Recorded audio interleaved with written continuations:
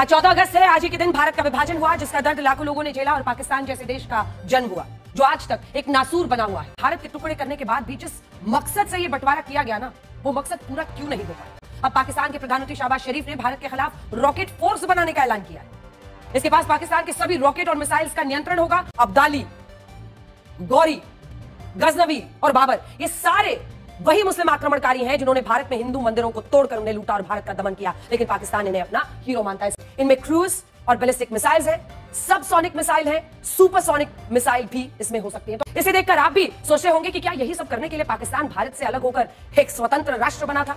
आज से 78 साल पहले आज ही के दिन भारत और पाकिस्तान के बीच विभाजन की रेखाएं खींची गई थी और धर्म के नाम पर भारत के 2 टुकड़े कर दिए गए थे। आज 14 अगस्त है। आज ही के दिन भारत का विभाजन हुआ, जिसका दर्द लाखों लोगों ने झेला और पाकिस्तान जैसे देश का जन्म हुआ, जो आज तक एक नासूर बना हुआ है। और 78 साल बाद आज भी पास नहीं आ रहा। अब पाकिस्तान के प्रधानमंत्री शहबाज शरीफ ने भारत के खिलाफ रॉकेट फोर्स बनाने का ऐलान किया है। इसके पास पाकिस्तान के सभी रॉकेट और मिसाइल्स का नियंत्रण होगा और युद्ध की परिस्थिति में किस मिसाइल और किस रॉकेट से हमला करना है, यही फोर्स तय करेगी। इसके बाद आपको यह बताएंगे कि भारत के टुकड़े करने के बाद भी जिस मकसद से यह बंटवारा किया गया ना, वो मकसद पूरा क्यों नहीं हो पाया। भारत का विभाजन धर्म के आधार पर हुआ, जब कुछ मुसलमानों ने मजहब के आधार पर अपने लिए अलग देश मांगे और पाकिस्तान एक इस्लामिक देश बन गया।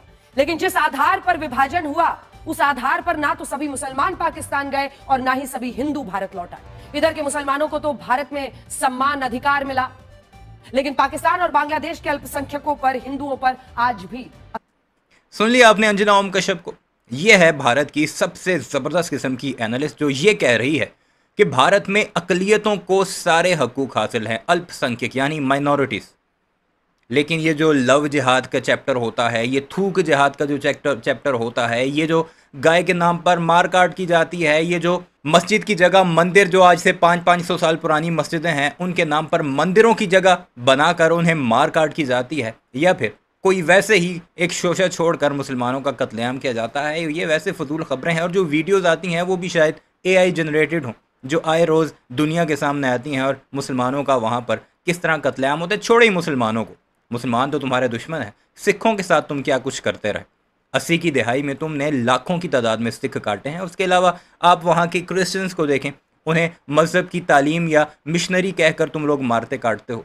ये मैं नहीं कह रहा, ये सबूत हैं। दुनिया आप गूगल कर लें, आपको हज़ारों की तादाद में वीडियो एविडेंस मिल जाएंगे। इवन के नरेंद्र मोदी ने जब तक वजारत उज़्मा का हलफ नहीं उठाया था, उस वक्त तक उसे बुचर ऑफ गुजरात कहकर अमेरिका जैसे मुल्क में इस वजह से उसे वीज़े पर पाबंदी थी कि उसने मुसलमानों का कत्लेआम किया है। अत्याचार हो रहे। इसके बाद आपको बताएंगे कि क्या भारत के विभाजन को टाला जा सकता था, और क्या गांधी चाहते तो भारत का बंटवारा नहीं होता।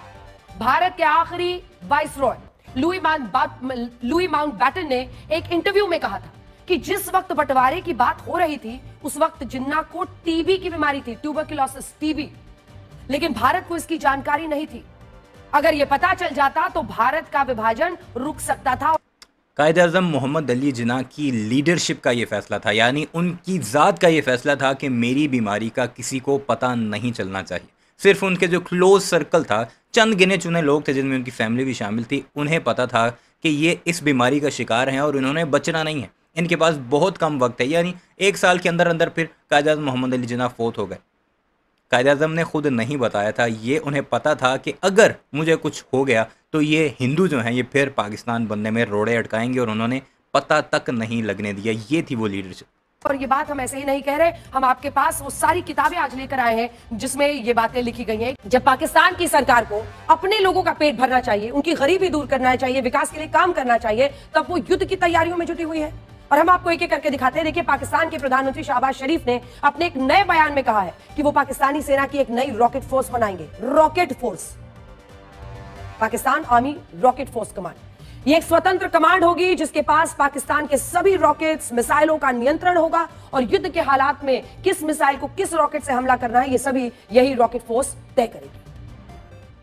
तो देखिए आपने, शहबाज शरीफ, एक जंग, अनेकों जंग पाकिस्तान हारा है, और इस शख्स ने भी अपने देश की जो हालत की हुई है, हार को भी जीत का जश्न मनाने में ये पूरे देश की आंखों में धूल झोंकते हैं। वो तो दुनिया को पता है कौन हारा है, कौन जीता है। दुनिया की सैटेलाइट्स जो थी, 4 ममालिक तो ऐसे हैं जिनकी सैटेलाइट्स को एक एक चीज़ की खबर होती है, और यही वजह है कि इस वक्त फॉरेन पॉलिसी में पाकिस्तान तुमसे बहुत आगे है, क्योंकि दुनिया हमेशा बहादुरों के साथ या फिर ताकतवर के साथ होती है, और दुनिया को पता है कि इस जंग के बाद ताकतवर कौन बनकर उभरा है। और अब ये नया रॉकेट वाला कोई अपना डिपार्टमेंट बना के, बड़ी स्क्रीन पर जरा मैं आपको तस्वीरें आज दिखाना चाहती हूं।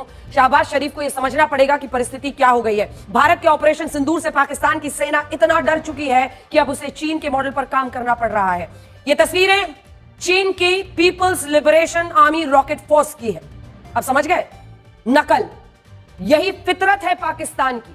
ये चीन की वही रॉकेट फोर्स है जिसके पास उसकी सभी मिसाइलों का कंट्रोल होता है। अगर कोई देश चीन पर हवाई हमला करता है या उस पर कोई रॉकेट दागता है तो यही कंट्रोल्ड कमांड है, एक कंसोलिडेटेड कमांड है। कोई भी मिसाइल भी अगर दागता है तो उस हमले को रोकने का काम चीन की यही रॉकेट फोर्स करती है। बाद में जवाबी हमले भी इसी रॉकेट फोर्स द्वारा किए जाते हैं। अब आप समझ गए शहबाज शरीफ किसके आइडिया पर चल रहे हैं। ऐसे नकल के लिए भी अकल की जरूरत। अभी सिर्फ ऐलान हुआ है और उनकी चीखें निकलना शुरू हो गई। अभी उसका कयाम होगा, फिर उसका तुम्हें रद्द अमल दिखेगा, फिर तुम्हारे ऊपर मिसाइल बरसेंगे, फिर तुम्हारी चीखें तब निकलनी चाहिए। और ये ऐसी कौम है जो कि थप्पड़ पड़ने की आवाज़ आती नहीं, उससे पहले ही इन्होंने रोना शुरू कर देना होता है। और जब भी कोई पाकिस्तान ने कदम उठाया इन्होंने रोना। और ये नकल की बातें कर रहे हैं, तो क्या पाकिस्तान फोर्स नहीं बना सकता? अगर भारत ने एटम बम बनाया, अगर भारत न्यूक्लियर पावर बन गई, तो पाकिस्तान उसके जवाब में न्यूक्लियर पावर नहीं बनेगा, क्योंकि तुम लोगों ने ताने मारना है कि ये नकल करते हैं हमारी। इंसान के बच्चे बनो, ये तो तुम्हारी औकात है। जरूरत होती है और बार बार पाकिस्तान ने साबित किया है कि वो नकल में भी फेल रहते हैं। कभी भारत की नकल, कभी भारत की कूटनीतिक कदमों की नकल, अब चीन की रॉकेट फोर्स की नकल। अब आपको ये तस्वीरें भी याद होंगी जब भारत ने ऑपरेशन सिंदूर के तहत पाकिस्तान के कुल 9 आतंकी ठिकानों, आतंकवादी अड्डों, 11 एयर बेसेस और कुछ मिलिट्री बेसेस को हवाई हमलों में नष्ट किया था। और पाकिस्तान भारत के इन हमलों को रोक ही नहीं पाया था। इसी हार के बाद अब पाकिस्तान ने अपने आतंकी और सैन्य ठिकानों को बचाने के लिए ये रॉकेट फोर्स बनाई है और इसे लगभग 250 मिसाइलों की जिम्मेदारी सौंपी गई है।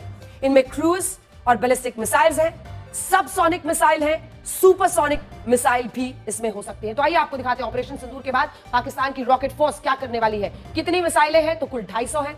कौन सी मिसाइलें? क्रूज और ballistic missile, supersonic, hyper supersonic मिसाइलें इसमें शामिल होंगी। इनमें अब्दाली मिसाइल की मारक क्षमता 200 किलोमीटर है। गजनवी जो मिसाइल है 300 किलोमीटर, गौरी मिसाइल की 1250 किलोमीटर, बाबर 1 मिसाइल की 450 किलोमीटर, बाबर 2 की 900 किलोमीटर और शाहीन 3 की मारक क्षमता 2750 किलोमीटर है। हमने उनकी सारी मिसाइलों की रेंज आपके सामने रख दी है। देखिए 15 अगस्त के पहले दोनों ही देशों में अगर आप देखिए तो सरहद पर तनाव है, तैयारी पूरी है। भारतीय सेना ने भी अपने तमाम सरहद पर ड्रिल्स किए हैं। उधर पाकिस्तान क्या क्या कर रहा है? 14 अगस्त के जस्ट पहले वो रॉकेट फोर्स का ऐलान कर देता है। वहीं उनकी पूरी मिसाइलें और उनकी क्षमता हमने आपको दिखा दी है। हालांकि इस रॉकेट फोर्स को जो मिसाइलें दी गई हैं उनके नाम भी भारत के लोगों को जरूर देखने चाहिए। नाम क्या क्या है? अब्दाली, गौरी, गजनवी और बाबर। ये सारे वही मुस्लिम आक्रमणकारी हैं जिन्होंने भारत में हिंदू मंदिरों को तोड़कर उन्हें लूटा और भारत का दमन किया, लेकिन पाकिस्तान इन्हें अपना हीरो मानता है। सबसे पहले हम अहमद शाह अब्दाली की बात करते हैं। अफगान लुटेरा था ये, अफगान लुटेरा। भारत पर कई बार हमला किया और शायद यही वो तमगा है जिसकी वजह से पाकिस्तान ने एक अफगानी लुटेरे का नाम पाकिस्तान में बनने की मिसाइल का नाम रख दिया। अगला गौरी, मोहम्मद गौरी, भारत पर कई बार हमला करने वाला यही वो तबका है जिसकी वजह से शायद एक और मिसाइल का नाम गौरी रख दिया। तो कुल मिलाकर उनकी मानसिकता इन नामों के चयन से दिखती है। महमूद गजनवी, भारत पर 17 बार आक्रमण किया था तो उसका नाम तो सीने से लगाना ही था। सोमनाथ मंदिर पर हमला करने वाला महमूद गजनवी, भारत की संपत्ति लूटने वाला। ऐसे लुटेरों जो तुम लोगों की हालात हैं, मुझे तो ये लगता है कि अगले चंद सालों बाद हमारा एक मिसाइल आसिम मुनीर भी आएगा, क्योंकि वो सारी जो तुम्हारे जो हरकतें हैं उनको, तुम्हारी औकात को सबके सामने रखता नजर आ रहा है। चोरों, हमलावरों को जब वो भारत का हिस्सा थे, उसके बाद अलग होने के बाद उन्हीं को अपना हीरो बना बैठा और उन्हीं के नाम पर मिसाइलें रख दी। इसी के साथ जहीरुद्दीन मोहम्मद बाबर, 16वीं सदी में भारत पर आक्रमण, अयोध्या में बाबरी मस्जिद बनवाई थी। इस बात पर सबसे ज्यादा खुश हुए होंगे और शायद इसीलिए उसके नाम पर एक और मिसाइल की नाम देख ली। इसे देखकर आप भी सोचते होंगे कि क्या यही सब करने के लिए पाकिस्तान भारत से अलग होकर एक स्वतंत्र राष्ट्र बना था? आज से 78 साल पहले आज ही के दिन भारत और पाकिस्तान के बीच विभाजन की रेखाएं खींची गई थी और धर्म के नाम पर भारत के 2 टुकड़े कर दिए गए थे। और यह विभाजन भारत के लोगों से पूछकर नहीं हुआ था, यह बंटवारा मुस्लिम लीग और मोहम्मद अली जिन्ना की जिद और कांग्रेस की सहमति से हुआ था।